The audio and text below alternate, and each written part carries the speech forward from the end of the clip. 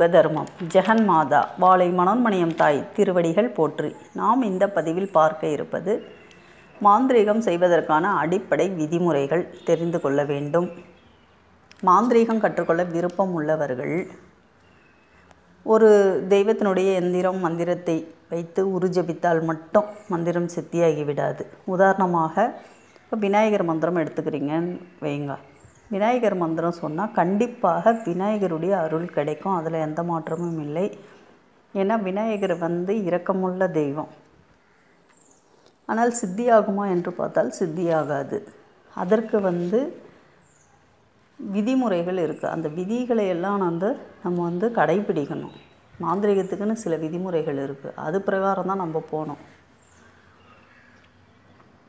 அருள் வேறு சித்தி வேறு என்பதை முதலில் நாம் புரிந்து கொள்ள வேண்டும்.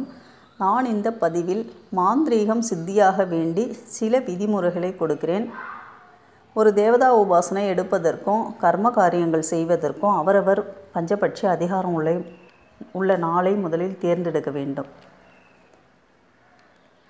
சித்தர்கள் நாளும் கோளும் பார்க்க மாட்டார்கள். அவர்கள் எப்போ வேண்டுமானாலும் கர்ம காரியம் செய்வார்கள். அந்த சக்தி படைத்தவர்கள் தான் சித்தர்கள். பஞ்சபட்சி நாளை அடுத்து ரெண்டாவது நாம் பார்க்க வேண்டியது நம்மிடம் உள்ள நெகட்டிவ் எனர்ஜியை ரிமூவ் பண்ணணும். எதிர்மறை சக்திகளை ரிமூவ் பண்ணணும். அதாவது கட்டு உடைக்க வேண்டும். நம்மிடம் இருக்க கட்டு முதல்ல உடையணும். மூன்றாவது நம்ம மீது உள்ள கந்திருஷ்டி கூட ஒரு கட்டு தான். நாலாவது நம்மை அறியாமல் நமக்கு செய்வினை பாதிப்பு இருக்கும். இதை நம்ம யோசிக்க மாட்டோம். ஏன்னா இது விதி. வேறு ஏதோ பிரச்சனை என்று நினைப்போம். நம் கர்மா நம் கண்ணை மறைத்து விடும். இதே போல் தான் நல்ல குரு கிடைக்கிறது கூட. அடுத்தது பித்ரு சாபம். இதற்கு வழக்கமாக நீங்கள் தர்ப்பணம் செய்ய வேண்டும். அடுத்தது குலதெய்வ சாபம். குலதெய்வ வழிபாடு செய்து இந்த சாபத்தை போக்கிக் கொள்ள வேண்டும். குலதெய்வத்தின் அருளை பெற முயற்சி செய்யணும். முதல்ல இவையெல்லாம் தேவதா சித்தி எடுப்பதற்கு முன்னால் பார்க்க வேண்டிய விஷயங்கள். பொதுவாக விநாயகர் உபாசனை தான் முதலில் எடுக்க வேண்டும். அடுத்தது தான் நீங்கள் சித்து எடுக்க போகும் மூல தெய்வத்தின் அனுமதி உண்டா அதையும் பார்க்க வேண்டும். அந்த தெய்வத்தின் உத்தரவு கிடைத்தாதான் அந்த தெய்வ உபாசனை நம்ம எடுக்கணும். கர்ம காரியம் செய்வதற்கு முன்பும் நாம் நம் மூல தெய்வத்திடம் உத்தரவு கேட்டு தான் அந்த கர்ம காரியம் செய்ய வேணும். அஷ்டகர்மம் செய்வதற்கு முன்பாக. அடுத்தது உபாசனை ஆரம்பிக்கிறீங்க. ஒரு தெய்வ உபாசனை ஆரம்பிக்கிறீங்க அப்படின்னு பார்த்தீங்கன்னா முதல்ல குலதெய்வத்தை தியானித்து விநாயகர் பூஜை செய்து குருவை வணங்கி வாழை மனோன்மணியம் தாயை பணிந்து விட்டு பிராணாயாமம் மூச்சு பயிற்சி செய்துவிட்டு அடுத்தது தான் விநாயகர் மூலமந்திரம் ஜெபிக்கணும். அந்த விநாயகர் மூலமந்திரம் 108 உரு ஜெபித்த பிறகு தான் உங்களுடைய மூல தெய்வம் உபாசனா தெய்வத்தினுடைய மூலமந்திரம் ஜெபிக்கணும். உதாரணத்துக்கு ஒரு காளி தீட்சை எடுக்கிறீங்க. ஏற்கனவே விநாயகரை சித்தி பண்ணிட்டீங்க. அப்போ விநாயகர் மந்திரம் 108 உரு கொடுத்த பிறகு தான் காளி மந்திரம் ஜெபிக்க வேண்டும். உபாசனை காலத்தில் யாரிடமும் அதிகம் பேசக்கூடாது. இதனால் உங்கள் பிராணசக்தி குறைஞ்சிட்டே வந்துடும். அடுத்தது தேவதா சித்தியான பிறகு ஒரு தேவதையை நீங்கள் சித்தி பண்ணிட்டீங்க. அதுக்கப்புறம் அஷ்டகர்ம காரியம் செய்ய போகிறீங்க.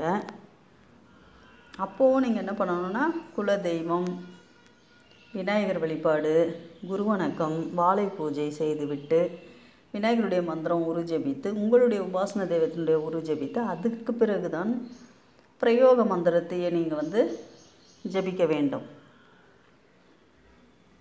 அதன் பிறகு தான் கர்ம காரியமே நீங்கள் ஆரம்பிக்க வேண்டும். அஷ்டகர்மம் செய்யவும் பஞ்சபட்சி நாள்லாம் பார்க்கணும். வசியம் மோகனம் ஆகர்ஷண கர்மங்களுக்கு வளர்பிறை பஞ்சபட்சியம், வித்வேஷனம் பேதனம் தம்பனம் உச்சாடனம் மாரண கர்மங்களுக்கு தேய்பிரை பஞ்சபட்சி நாளையும் தேர்ந்தெடுக்க வேண்டும். மோகனம் வசியம் ஆகர்ஷணம் இந்த மந்திரங்களை உருஜபிக்கும் போது ஒரு கிராம்பு வாயில் ஒதுக்கி வைத்து கொண்டு உருஜபிக்கலாம். வித்வேஷனம் தம்பனம் பேதனம் உச்சாடனம் மாரணம் போன்ற கர்மங்களுக்கு கசப்பு தன்மை உள்ள வேப்ப எண்ணெய் ஒரு 2-3 சொட்டு நீங்கள் சாப்பிட்டுட்டு அதுக்கப்புறம் இந்த மந்திரங்களை பிரயோகம் பண்ண வேண்டும். இவைதான் அஷ்டகர்மம் செய்வதற்கான, மாந்திரீகம் செய்வதற்கான பொதுவான விதிமுறைகள், அடிப்படை விதிகள். இவை முழுவதுமாக தெரிய வேண்டும். இந்த நாலேஜ் இல்லாமல் நீங்கள் ஏனோதானோலாம் செஞ்சிங்கன்னா மாந்திரீகம் சித்தியாகாது. நன்றி, வணக்கம். ஜெய் வீரமா காளி அன்னையருள், ஜெய் வராகி அன்னையருள்.